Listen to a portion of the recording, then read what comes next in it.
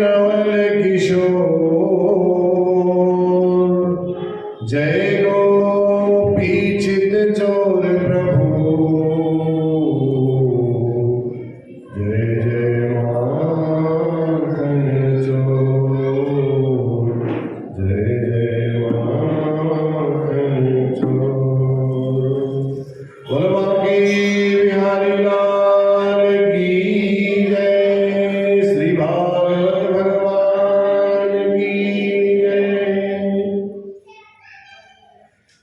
वृंदावन के बांके बिहारी वृंदावन के बांके बिहारी हमसे पर्दा करो ना मुरारी हमसे पर्दा करो ना बिहारी वृंदावन के बांके बिहारी हमसे पर्दा करो ना मुरारी वृंदावन के बांके बिहारी हम तुम्हारे पराए नहीं हैं करके दर पे आए नहीं हैं हम तुम्हारे पराए नहीं हैं करके दर पे आए नहीं हैं हम तुम्हारे पुराने पुजारी हम तुम्हारे पुराने पुजारी हमसे पर्दा करो ना बिहारी हमसे पर्दा करो ना बिहारी वृंदावन के बांके बिहारी वृंदावन के बांके बिहारी करोना बिहारी वृंदावन के बांके बिहारी हरिदास के राज दुलारे नंद यशोदा की आँखों के तारे हरिदास की राज दुलारे नंद यशोदा की आँखों के तारे राधा के सांवरे गिरधारी राधा के सांवरे गिरधारी हमसे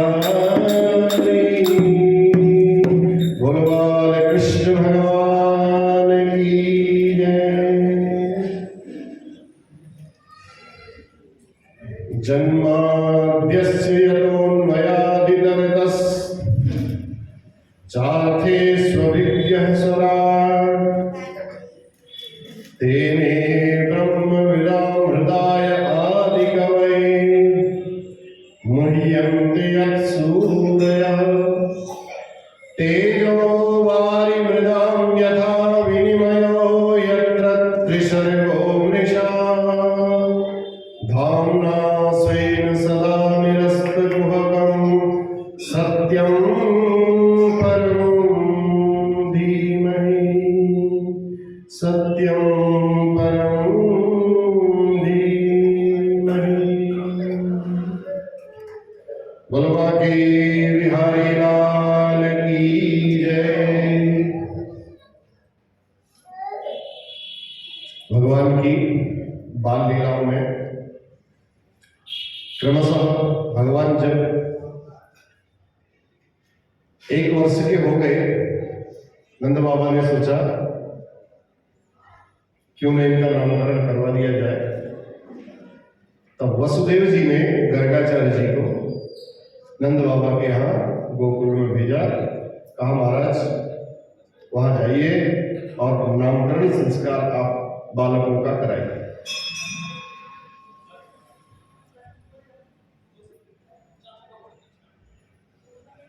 नामकरण संस्कार करवाने पहुंचे। अब गर्गाचार्य जी अपने को संभाल करके वहां जा रहे हैं। मनी मन सोच रहे हैं भैया हम तो जो पुरोहित हैं वो हैं हम कंस के, यादवों के पुरोहित हैं। और पता चल गया कंस को कि भैया ये नंद बाबा के यहाँ अगर नामकरण संस्कार कराने गए हैं तो पता चले हमारा ही गला कहीं न काट दे। तो इसलिए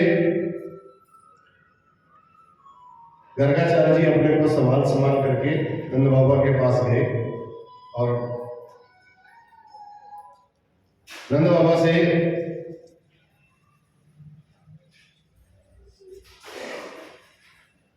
सारी बातचीत हुई।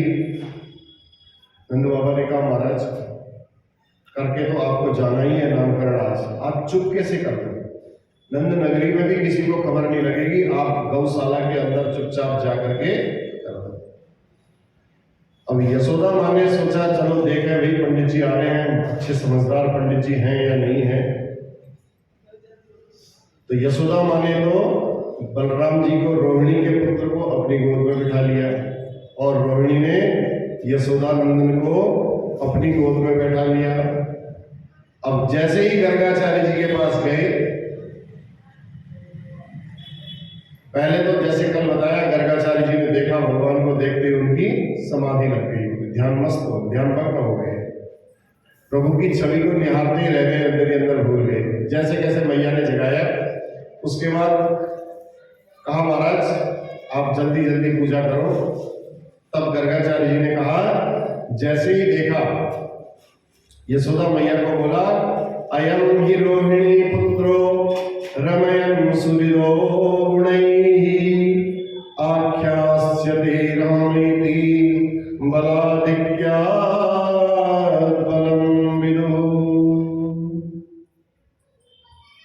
यशोदा मैया को कहते हैं अरे मैया तेरी गोदी में जो ये लाला है ये निश्चित रूप से रोहिणी को लाला है। अरे भैया ने देखा, सुना, इतना सुन करके तो मैया एकदम मुस्कुराई और रोहिणी की तरफ देखने लगी। कहती भैया ये तो पक्को पंडित निकलो, जैसा हम सोच रहे थे वैसा नहीं है, ये तो वास्तव में बड़े विद्वान हैं। तो बिल्कुल हाँ आपने बिल्कुल ठीक कहा महाराज, जो ये छोरा है ये रोहिणी को छोरा है, पर हम दोनों बहन ना आपस में ऐसा कोई ज्यादा अंतर नहीं समझती। अब अपनी बात को सिद्ध कर रही है, सही सिद्ध कर रही है। ये नहीं बता सकती गर्गाचार्य को कि भैया हमने आपकी परीक्षा लेने के लिए कहा, ऐसा कहेंगे तो ब्राह्मण नाराज हो जाएंगे, वो भी गलत। कोई अंतर नहीं समझते महाराज हम दोनों में। अब आप ये बताओ कि भैया जो मेरी गोद में है इसका नाम क्या रखा जाए, या को नाम का रख रहे हो।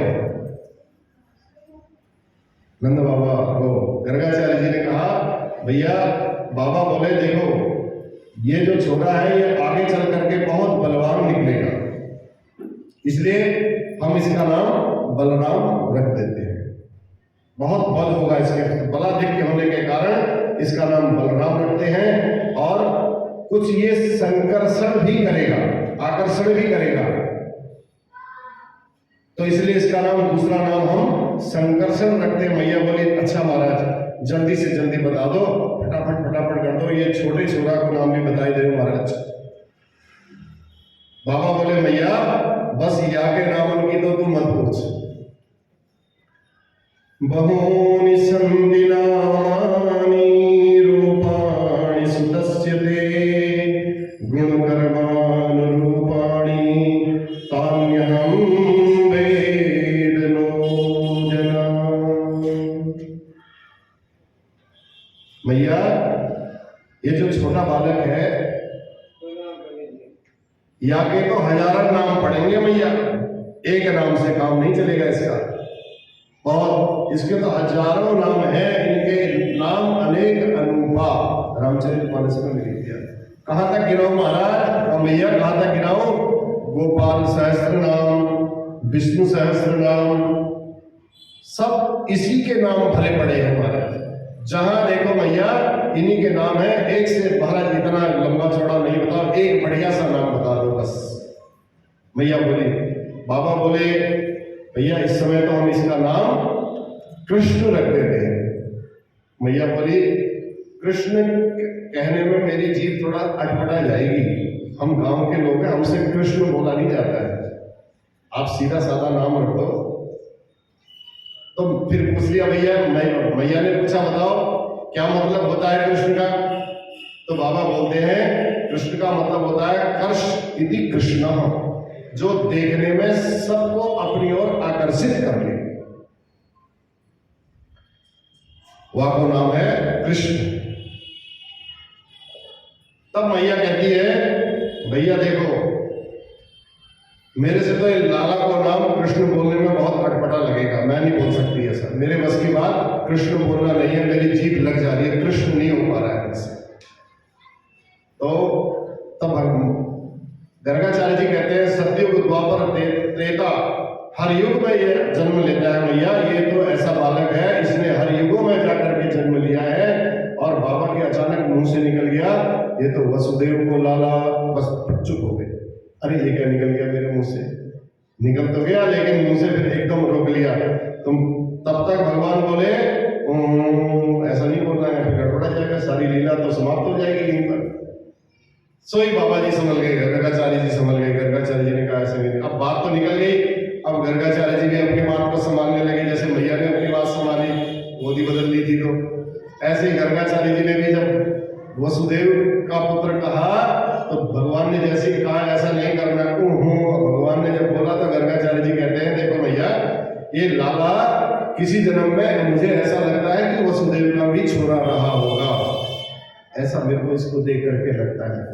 प्रागयं वसुदेवस्य क्वचित् जातस्तवात्मजः वासुदेव इति श्रीमान अभिज्ञा संप्रचक्षते। मैया आओ जन्म में जे छोरा वसुदेव को लाला भय हो, मेरे को ऐसा लगता है।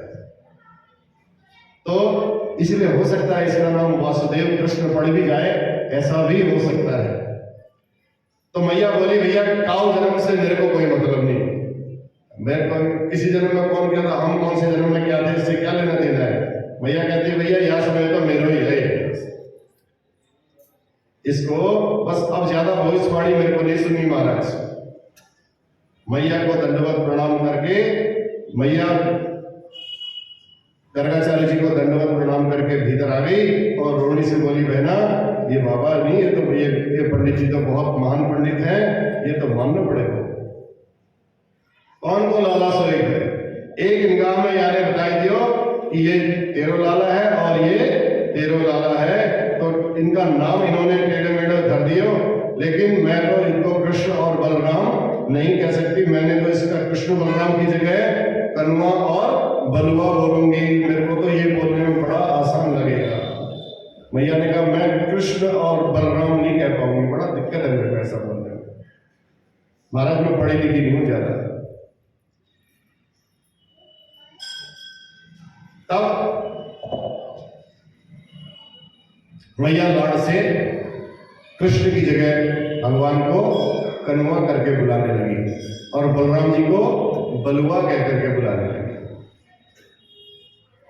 तो ये लाड़ के नाम हो गए भगवान के। तो इस प्रकार से नामकरण करके भगवान की उस दिव्य छटा को गर्गाचार्य जी ने अपने हृदय में रखा और उनको तो भागने की देर हो रही थी गर्गाचार्य जी को। गर्गाचार्य जी ने बोला कहीं मैं ज्यादा देर यहां टिक गया तो कंस को पता चल जाएगा। तो उस दिव्य छटा को, भगवान की उस छटा को, छवि को निहारते निहारते गर्गाचार्य जी वहां से चल दिए। अब दोनों भैयाओं ने धीरे धीरे, अब दोनों भैया धीरे धीरे बड़े होने लगे। अब घुटनों के बल घर के अंदर चलने लगे। ठुमुक ठुमुक चलत रामचंद्र, बाजत पैजनिया। अब आंगन में चलना जब प्रारंभ कर दिया तो कभी कभी दोनों की उंगली पकड़ करके मैया धीरे धीरे करके दोनों को चलाना शुरू कर देती थी, फिर वो गिर जाते थे। तो ऐसा मोटा मोटा जब मैया काजल लगाती थी, उसमें मोर पंखी पहना देती थी, कमर में करधनी, और चरणों में जब नन्हे नन्हे नूपुर बांध देती थी, फिर हाथ पकड़ के मैया जब चलाती थी तो तब बाजत पैजनिया, छम छम छम की आवाज आती थी। फिर एकदम चल नहीं पाते थे, धड़ाम से गिरते थे तो छम की आवाज आती थी। मैया को बड़ा अच्छा लगता था। तो ये सारा दृश्य देख करके मैया तो प्रसन्न होती ही होती थी, सारे देवता भी ये दृश्य देख करके बड़े निहाल हो जाते थे। वाह, जो जगत को अपने इशारों पर नचाता है, आज मैया उसको अपनी उंगली पकड़ के नचा रही है, चलना सिखा रही है। जो दुनिया को चलना सिखाता है, आज देखो प्रभु की क्या लीला है। मैया दोनों बच्चों को अपनी उंगली पकड़ करके चलना सिखा रही है। काले न ब्रजताल पेनो गोकुले राम केशव जानुभ्याम सहपाणिभ्याम रिंग बाणो विजहनतु। दोनों भैया उंगली पकड़ कर जब चलना सीख रहे थे तो बड़ी अद्भुत छटा जो हो रही थी आंगन में दोनों भाइयों की, और दोनों भैया को इस प्रकार मैया उंगली पकड़ पकड़ करके धीरे धीरे चलना सिखा दी। तब कभी मैया दोनों का श्रृंगार करती थी, दिव्य श्रृंगार। तो दोनों जब भैया घुटनों के बल चलते चलते गौशाला में घुस जाते थे। अब गौशाला में पड़ा हुआ जितना सारा गोबर था, खुद ही गोबर को पकड़ करके अपने सिर पर लगा लेते थे। पहले तो मैया ने नजर उतारने के लिए गोबर से नहलाया। आज भगवान गौशाला के अंदर घुसे और सारे शरीर में उस गोबर को लगाने लगे, मालिश करने लगे। आज अपने मन से नहाने लगे। तब मैया ने आकर के देखा, गोबर से सने हुए गोविंद को जब देखा तो देख करके कान पकड़ करके डांटने लग जाए, क्यों रे कनुआ, पूर्व जन्म को शुक्र है क्या? कान्हा जी कहते हैं, भगवान कहते हैं सही पहचानी मेरी मैया, शुक्र तो रहा था मैं पहले भगवान का, सही पहचान ली। तो जब देखो मैया कहती है शुक्र की तरह, जब देखो कीचड़ में भागते रहता है, डोलते रहता है, डांट करके कह रही है, कन्हैया हंस करके दाऊ जी को इशारा करते हैं, दाऊ दादा देख लो, मैया मुझको बिल्कुल ठीक पहचान लियो, बिल्कुल सही पहचान लियो। मैं पूर्व जन्म में वराह अवतार के रूप में आया था, शुक्र के रूप में आया था, तभी मेरे को कह रही मैया तू शुक्र है क्या? पंखाभिषिक्त सकलावयम विलोक्य, सारे अवयव जब कीचड़ से लथपथ है उसको देख करके दामोदरम वदति को वसात यशोदा, यशोदा मैया बड़े कोप से बोलती है, क्रोधित होकर के बोलती है, तुम सुकरो सिकत जन्मनि पूतनारे। अरे लाला, पहले जन्म में तुम सुकर थे क्या? सुअर कहीं का बोल देते ना। तब इत्युक्ति संस्मितम को बदनो मुरारे, दाऊ जी की तरफ देख करके भगवान हंसते हैं, मैया ने सही पहचाना। तब सुखदेव जी कहते हैं, परीक्षित, गोविंद के जो अंग में पंख लगा है, जो कीचड़ लगा है, वह इतना सुंदर लग रहा है, अंगराग इतना सुंदर लग रहा है, हम जैसे क्रीम पाउडर लगा लगा करके पोत पोत करके अपने को सजाते हैं, लेकिन ठाकुर जी धूल मिट्टी कीचड़ लपेट करके भी बड़े सुंदर दिखाई दे रहे हैं। बोलो वाकई बिहारी लाल की सुंदरे क्यों न सुंदरम। सुंदर का क्या चीज सुंदर नहीं लगेगा बताओ। अधरम मधुरम बदनम मधुरम नयनम मधुरम हसितम मधुरम। हंसना चलना सोना खाना पीना भगवान जैसा भी कर रहे हैं वो सब चीजों में बड़ा आनंद आ रहा है। सुंदरे क्यों न सुंदरम। सुंदर जो होता है वो सब कुछ भी धारण कर ले वो सुंदर ही लगता है, सौंदर्य की वृद्धि करने वाला बन जाता है। तो धूल में लिपटे हुए माधव कैसे लगते हैं ये रसखान जी बताते हैं, बड़ा अच्छा उन्होंने लिखा है। धूलि भरे अति शोभित श्याम जो तैसी बनी सिर सुंदर चोटी। खेलत खाद फिरे अंगना पग पे जनि बाजत पीरी कछोटी। वाछवि को रस खान विलोकत वारित काम कला निधि कोटि। काग के भाग कहाँ कहिए हरि हाथ सुले गयो माखन रोटी। हरि हाथ सुले गयो माखन रोटी।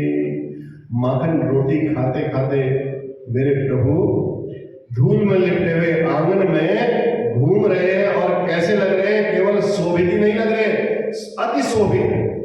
श्याम जो धूलि धरे अति शोभित श्याम जो, खाली सुंदर नहीं अति सुंदर, अत्यंत सुंदर लग रहे हैं। ये सौंदर्य की बहुत अत्यधिक पराकाष्ठा है, मतलब सुंदर से भी ज्यादा सुंदर। ये प्रभु के सौंदर्य का चमत्कार है।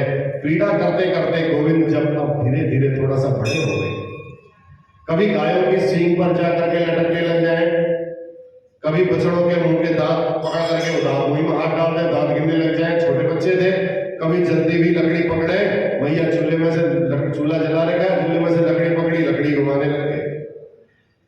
कभी चंदा मामा को मांगने के लिए रूठने लगे, उनको लगा ये भी मक्खन का कोई टुकड़ा ऐसा है, चंदा मामा चाहिए तो चाहिए, लेके और रूठ जा रहे हैं भगवान। तो कभी छुरा हाथ में लेकर के वीर बालकों की तरह हाथ में तलवार भी घुमाना शुरू कर दे रहे हैं। ये सब क्रीड़ा करते करते भगवान अपने आंगन की देहरी से अब थोड़ा सा बाहर दौड़ने लगे। अब जब आंगन की देहरी से थोड़ा बाहर दौड़ने लगे, देखो जब तक आप घर के अंदर रहते हैं तब तक माँ से बड़ा लाड प्यार रहता है, घर के बाहर जब थोड़ा निकलने लगते हैं तो अपने मित्रों से फिर ज्यादा लाड प्यार होने लग जाता है। अब गोपियों को लगा कि भगवान अब देहरी से बाहर निकल रहे हैं, तो गोपियां उनकी एक छटा पाने के लिए लालायित होने लगी। अब प्रभु को लगा कि देखो एक ब्रज ललनाओं का भी मैंने हिसाब किताब पूरा करना है, इनकी जो इच्छाएं हैं, इनके जो मनोरथ है, इन मनोरथों को भी मैंने पूर्ण करना है। तो हम अब इन्हीं के घर जाकर के दर्शन दे करके आते हैं। अब लेकिन बहाना तो चाहिए कुछ, घर जाकर के अब चलने लगे भगवान। घर की देरी से बाहर आने का मतलब हो गया चलने लगे, अब अपने मित्रों के साथ, दोस्तों के साथ, सखाओं के साथ खेलने लगे। क्रीड़ा करते करते सारे ग्वाल बाल एक बार इकट्ठा हो गए और बोले ब्रजवासियों से, चलो आज कुछ नया खेल खेलते हैं। अब ब्रजवासियों ने बोला कौन सा नया खेल खेले भैया? प्रभु बोले चलो आज चोरा चोरी वाला खेल खेलेंगे। ब्रजवासी बोले अब तो चोरी करने सिखाओगे, तो चोरी करना सिखाएगा क्या? ये तो गलत बात है भैया। चोरी करते हुए मैया ने सुन लिया अगर हम चोरी कर रहे हैं तो मैया वो पिटाई करेगी कि छठी का दूध याद आ जाएगा। तो प्रभु बोले भैया हम कोई रुपया पैसा चुराने की बात नहीं कर रहे हैं। ग्वाल वाले बोले भैया तो फिर काहे की बात कर रहे हो बताओ? भगवान बोले माखन मिश्री खावे की चोरी क्यों करेंगे भैया, और कुछ नहीं, क्योंकि खाने पीने की चीज की चोरी को चोरी नहीं माना जाता है, इसलिए हम पैसा कपड़ा कुछ नहीं चुराएंगे, खाली माखन मिश्री की चोरी करेंगे। क्योंकि ब्रज ललनाओं की हमने इच्छा पूरी करनी है, उनको दर्शन देना है। अब ग्वाल वाले भैया बोले भैया तो कैसे चोरी हो बताओ। चोरी अगर पकड़ी गई तो ब्रजवासी बोले घर में तो हमारे भैया ऐसे कहीं किसी ने पकड़ लिया, तेरे यहाँ तो लाखों गैया पड़ी हुई है, कोई कमी नहीं है। हमारे यहाँ तो गाय है, लेकिन जितना दूध निकलता है हमारी मैया उसको जा करके मथुरा में बेच करके आ जाती है। तो चोरी कैसे करके खाएंगे बताओ। तो कन्हैया बोले मेरे घर में कोई कमी नहीं है, और ये श्रीदामा को देखो कैसा 1.5 हड्डी जैसा हो गया है, कुछ खाता पीता ही नहीं। और जब मैं पूछूं क्यों भैया इतने कमजोर कैसे हो रहे हो, भगवान श्रीदामा को पूछते हैं तो श्रीदामा कहते हैं बच गया तो कुछ खाने के लिए मिल जाता है, वैसे कोई कमी नहीं है हमारे घर में, पर मैया ले जा करके सब मथुरा में बेच आवे। अब क्या करें। और जो बच जाता है वो खाने के लिए मिलता है। कन्हैया बोले तो बड़ी गलत बात है भैया, गायों की सेवा हम करें, गैयन की सेवा करवे को हम, और ग्वाला हम ग्वाला, गैया की सेवा करवे को हम ग्वाला, और गोरस खाए को मथुरा के और बाल लाला। ये गलत बात है। हम गायों की सेवा करने के लिए थोड़ी है, और वहां मथुरा के लोग जो हैं वो दूध पीने के लिए थोड़ी है। ये तो गलत बात है। मेहनत हम करें और दूध वो पिए। ऐसे ही बेचते रहेंगे तो मथुरा के लोग पहलवान होते जाएंगे। अब सब बेच करके, और ये श्रीदामा जैसे लोग ये सब 1.5 हड्डी के होते जाएंगे और एक दिन बिल्कुल सूख जाएंगे। तो भगवान ने कहा भैया ये ठीक बात ना है, अब गड़बड़ हो जाएगी। गो सेवा हम करेंगे तो गोरस का आनंद भी हम ही लेंगे, कोई और नहीं लेगा। सब ग्वाल वालों ने एक स्वर से कहा ठीक है लाला, तेरी बात में दम है, चल कौन के घर में चोरी करें सबसे पहले ये बता। तो कन्हैया बोले भैया पहले सब लोग अपने अपने घर में चोरी करने का अभ्यास कर लो।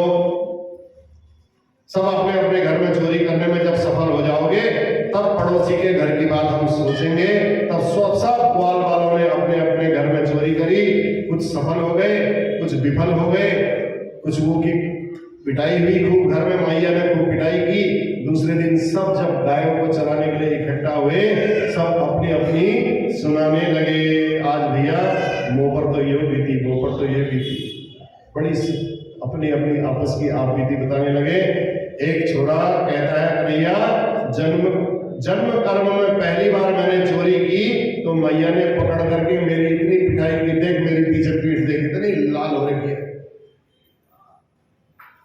कन्हैया बोले देख पहली बार चोरी करोगे तो पिट के चले आए। ब्रजवासी बोले लाला हमारे बाप दादाओं ने भी कभी चोरी नहीं की, और आपने हमको ये बोला कि चलो चोरी करके आते हैं, सीखना है, तो हम इसीलिए चले गए, और हमने कोई चोरी करने के हम ट्रेंड थोड़ी है, हम पकड़े गए और हमारी बहुत पिटाई हो गई। तब कन्हैया बोले ठीक है, आज से हम आपको सबको प्रशिक्षण देंगे, हम सिखाएंगे,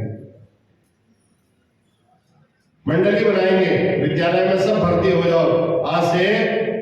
अब कन्हैया ने अपना एक विद्यालय खोल लिया, उस विद्यालय का नाम रख लिया बाल गोपाल चोर विद्या प्रचार मंडल।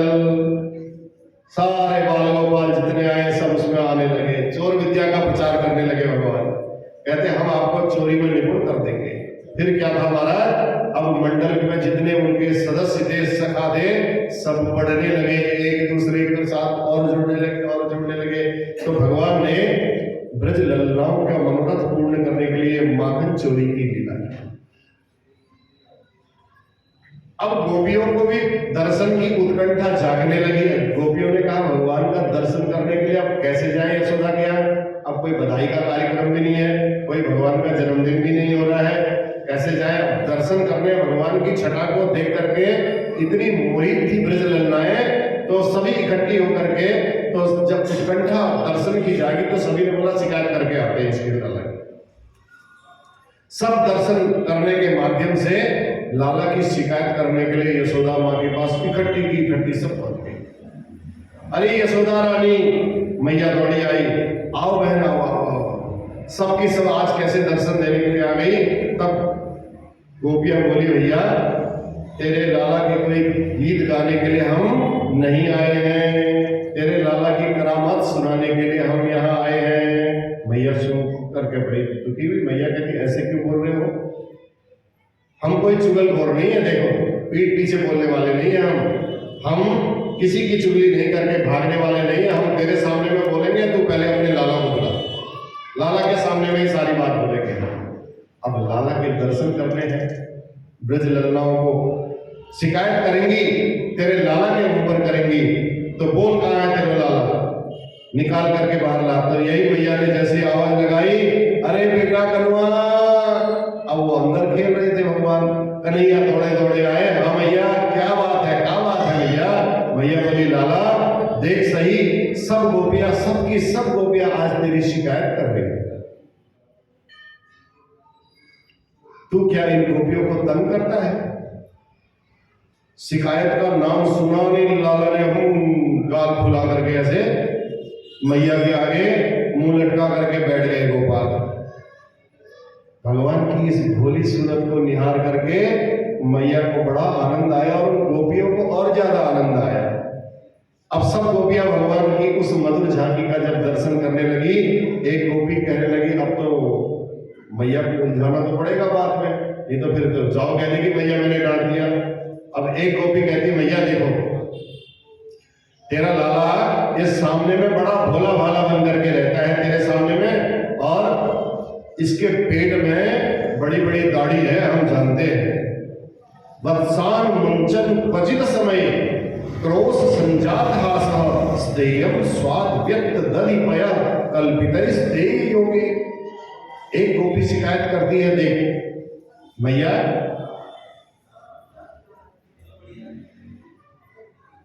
तेरा छोरा सवेरे सवेरे मेरे घर पे आया, मेरे घर पे आता है शाम को, पता नहीं कब मेरे घर में सारे बछड़ों को खोल करके चला जाता है। मैया हंस करके बोली तू गाय को दुहा रही होगी तो क्या लाला घर में देखता रहता है, गाय को धोने के लिए बछड़ा खोलना पड़ता है, तो तेरे घर में आगे भी खोल दिया होगा।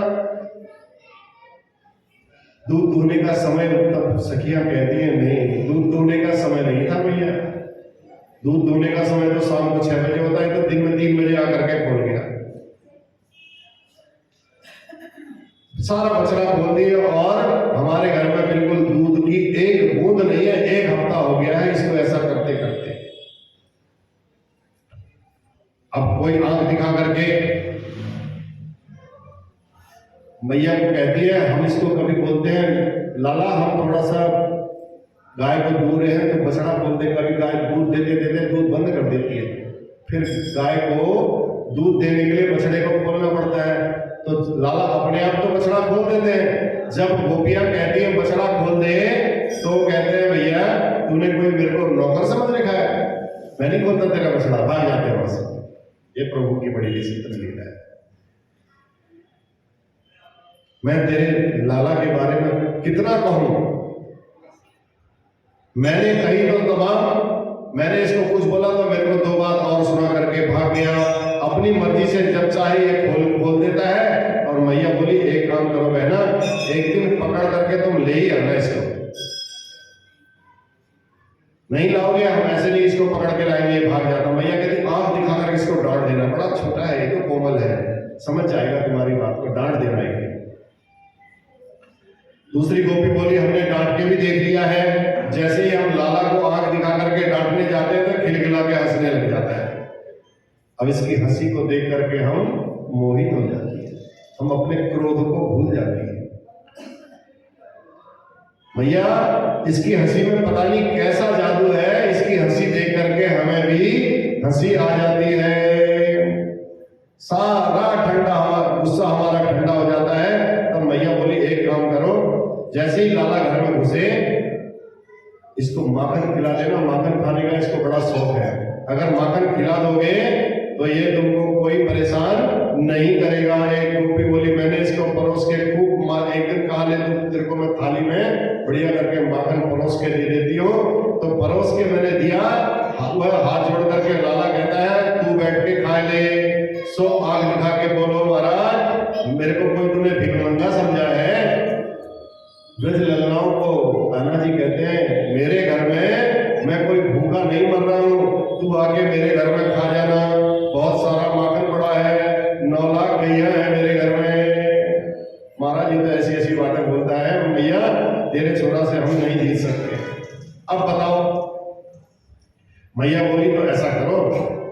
छोटा सा है, इसका हाथ थोड़ी पहुंचेगा, अपने मटके को थोड़ा ऊपर बांध लो, कुछ तो कर लो।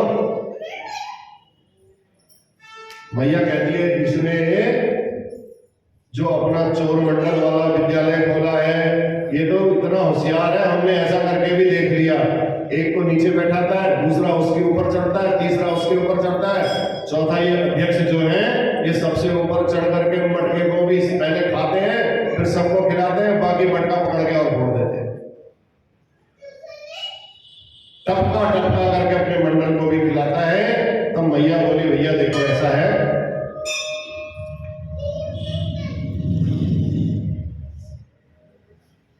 एक दिन तुम इसको पकड़ करके ही मेरे पास से लेकर के आना, रंगे हाथों पकड़ करके लेके आना, फिर मैं उस दिन तुमसे कुछ नहीं बोलूंगी।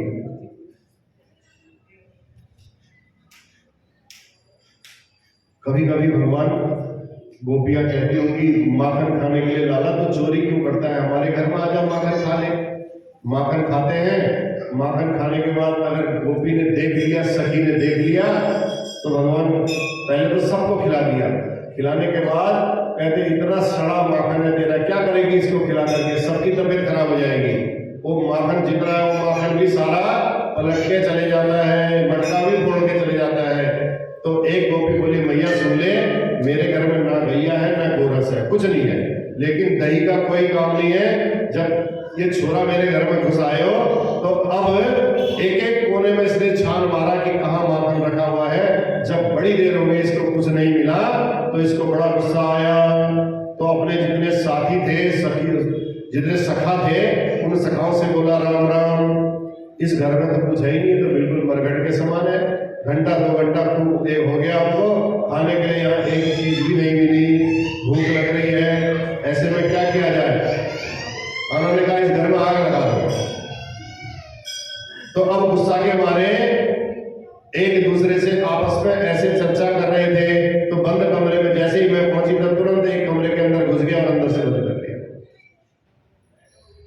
संयोग से मैं बाहर आई, कमरे के अंदर मेरी बेटी सो रही थी, जिसके घर में माखन मिश्री कुछ नहीं था।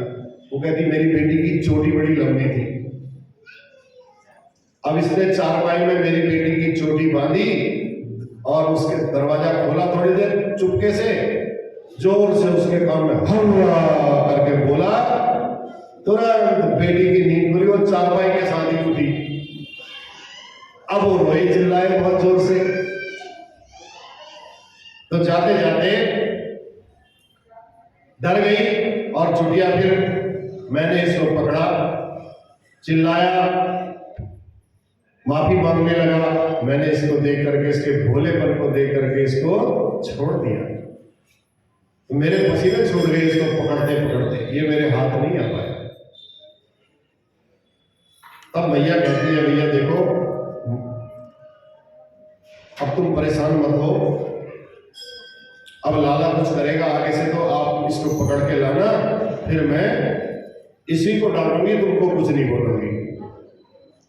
अब जैसी मैया से शिकायत करते हैं, मैया जब कान्हा जी की तरफ को, लाला की तरफ को देखती है तो बिल्कुल ऐसे सिर झुका करके खड़े हो जाते हैं। जैसे मैया ब्रज ललनाओं से बात करती है तो पीछे से कहते हैं रुक जा। ब्रज ललनाओं को ऐसे इशारा कर कहते हैं रुक जा, अभी तो यहां से निकल, फिर दिखाता हूं तेरे को। तो ऐसे भगवान की इतनी सुंदर लीला है। तिरछी निगाह से भगवान सखियों को डांटने लग जाए तो लाला की तरफ दौड़ते देखना छोड़ देती थी। और जैसे ही फिर गोपियां कहे मैया देख हमें कैसा कर रहा, उंगली दिखा रहा, मैया देखे तो फिर भोले बन जाएंगे। तो ऐसे भगवान की लीला देख देख करके, गोपियों की बातों को सुन सुन करके मैया दुखी भी हो जाती थी, खुश भी होती थी। मेरा लाला थोड़ा सा कर देता है, उपकार कर देता है, छोटा बच्चा है, कोई नहीं, इसको माफ कर दो। तुम सब एक एक करके जैसे जैसे जिसके घर में आएगा सब पकड़ करके ला। तब गोपियां कहती है देख भैया अब हम इसको कुछ कह रहे हैं तो ये हमें, तू हमसे बात कर रही है तो ये हमें ऐसे उंगली दिखा रहा है, और जब तू इसको देख रही है तो ये मुंह लटका ले रहा है। ये देख करके तो बाद में मैया उसको समझाती है, कान्हा जी को कहती, मैया कहती देख बेटा लाला चोरी करना कोई अच्छी बात नहीं है, तेरे घर को कोई माखन की कमी थोड़ी है, तो ऐसे क्यों जाता है कहीं चोरी करने के लिए? बहुत समझाती है मैया, लेकिन भगवान अंदर ही अंदर करते हैं, मैंने सब गोपियों को वादा भी तो कर रखा है, मैं उनको दर्शन देने उनके घर घर में मेरे को जाना भी तो है। मैया की ये बात समझ में, देखो भगवान ने पूतना का वध कर दिया, यशोदा मैया भगवान मानने को तैयार नहीं। तृणावर्त का उद्धार कर दिया भगवान ने, भगवान मैया भगवान मानने को तैयार नहीं। और वो सकटा से ऊपर लात मारी, उसको छकड़ा उड़ा दिया भगवान को, तब भी भैया भगवान मानने को तैयार नहीं। भगवान बार बार यही कहती कि भगवान ने मेरे लाला को बचा लिया, मेरे लाला को बचा दिया, मेरे लाला को बचा दिया। ये भगवान, अगर माया का पर्दा ऐसा डाला भगवान ने कि अगर भगवान माँ समझ जाती, यशोदा मैया समझ जाती, तो भगवान को फिर सारी लीलाएं करने में वो आनंद भी नहीं आता और अपनी लीलाएं पूरी भी नहीं कर पाते। अब मिट्टी खाई भगवान ने एक दिन। प्रभु ने सोचा ब्रज का माखन भी खूब खा लिया, तो लीलाएं हो गई, काफी लीलाएं हो गई, तो अब जरा ब्रज की जो रज है, ब्रज की जो मिट्टी है, उसका भी स्वाद लिया है। ब्रज रज की बड़ी महिमा है। उड़ उड़ के ब्रज रज की जो सिर पर पड़ती है ना, वो भी बहुत पुण्यदायक होती है। ब्रज की भूमि ऐसी। एक दिन क्रीड़ा करते करते प्रभु ब्रह्मांड घाट पर गए और सबकी आंख में छुप करके मिट्टी का ढेला मुंह में रखा और तुरंत गटक गए। दाऊ भैया ने देख लिया, मिट्टी खाने की आदत होती है बच्चों की किसी की। दाऊ ने देखा, पूछा भैया आना तेरे मोड़े में कहा है?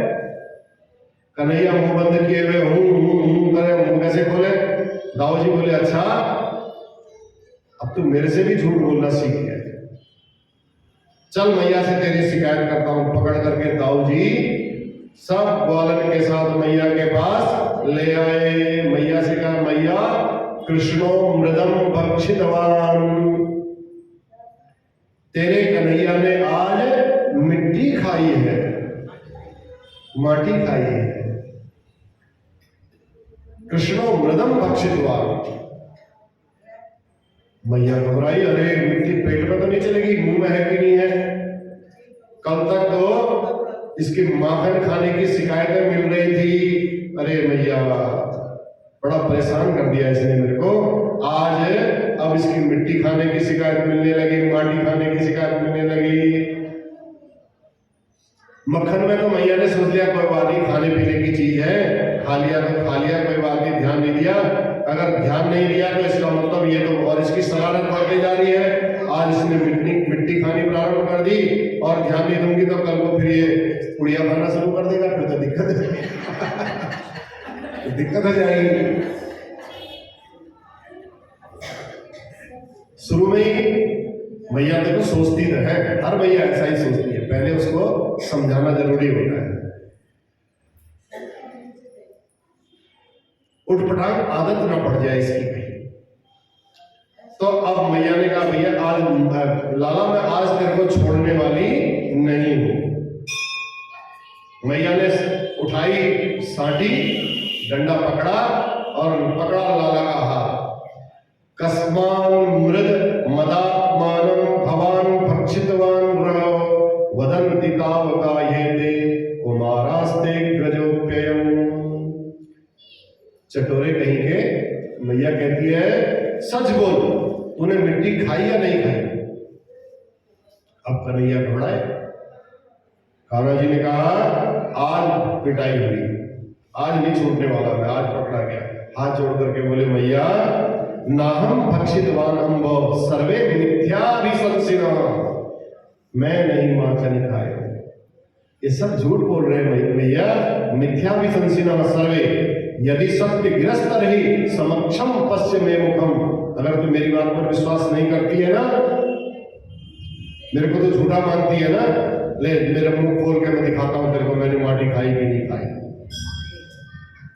मैया बोली ये बात बिल्कुल तूने सही कही, मेरा लाला झूठ नहीं बोलेगा कभी, चल दिखा अपने मोड़ो। प्रभु ने सोचा मेरे मुख में माटी है और मैया के हाथ में साटी है। अब होती है पिटाई बड़ी जोर से। अब माटी देखते देखते कहीं मैया ने देखी माटी और लगाया नीचे से एक डंडा, तो फिर तो बड़ा मुश्किल हो जाएगा। तो मुख खोलते ही भगवान ने जैसे ही अपना मुंह खोला, ऐसे ही सारा मुंह के अंदर ब्रह्मांड दिखाई दिया। बोल विराट भगवान की जय। नदी, पर्वत, बाग, बगीचे, वाटिका, सूर्य, चंद्र, तारा मंडल, जो जो होता है सब इस ब्रह्मांड में, सब जब मैया ने देखा तो मैया तर तर तर तर सोटी नहीं छोड़ दी आग से, और मैया तर तर तर तर कांपने लगी।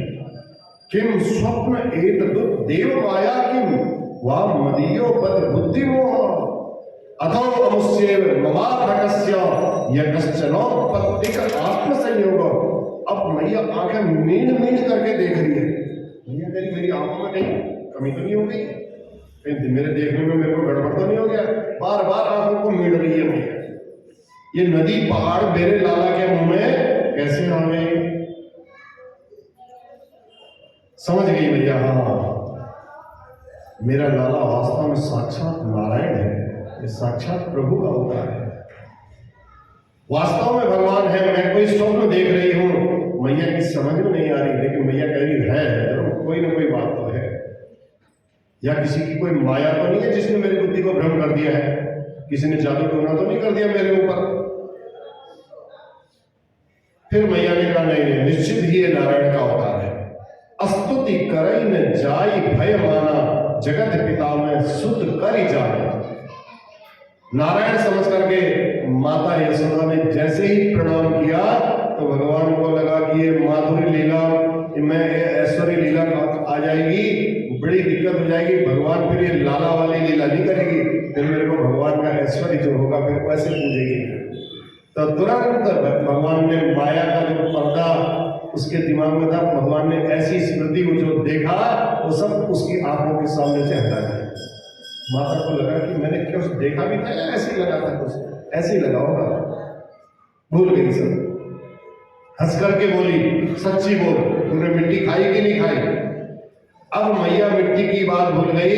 अब जो ब्रह्मांड उसने सर्वमुख में देखा था उसको देख करके हाथ जोड़ करके लाला के आगे के मिट्टी की बात करे, और तेरे मुंह में तो बड़े बड़े पहाड़ जैसे मैंने देखे।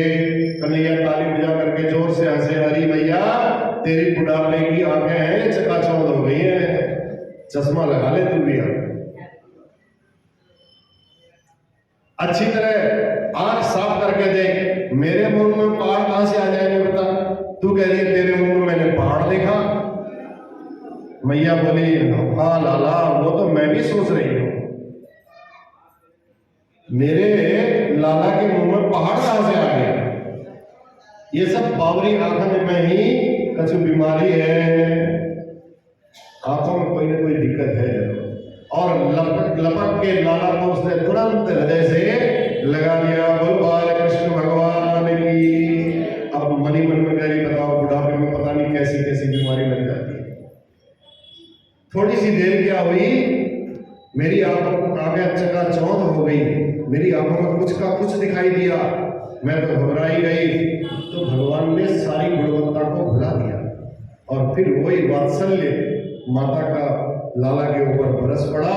तब सुखदेव जी कहते हैं परीक्षित, नंद और यशोदा पूर्व जन्म में द्रोण और धरा नाम के वसु थे, जिन्होंने घोर तपस्या करके भगवान का ये दिव्य वात्सल्य सुख प्राप्त किया था। एकदा गृहदासीसु यशोदानंद गेहिनी कर्मांतरनियुक्तास्तु निर्ममंत स्वयं दधी यानी यानी है गीतानि तद्बाल चरितानि च दधि निर्मंथने काले स्मरन्ति तान्निकायत। अब भगवान की दामोदर लीला आ रही है, थोड़ा सा लंबी है, कल करेंगे, क्योंकि कुछ भक्तजनों का निवेदन आया कि 8 बजे तक हो ही जाए तो ज्यादा अच्छा है।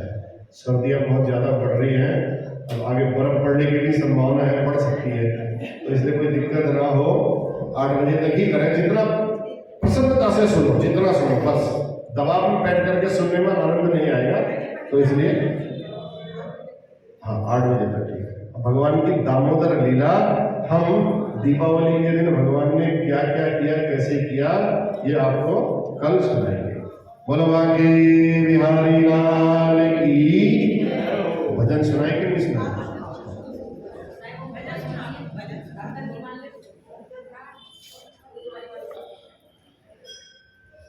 मेरी झोपड़ी के भाग आज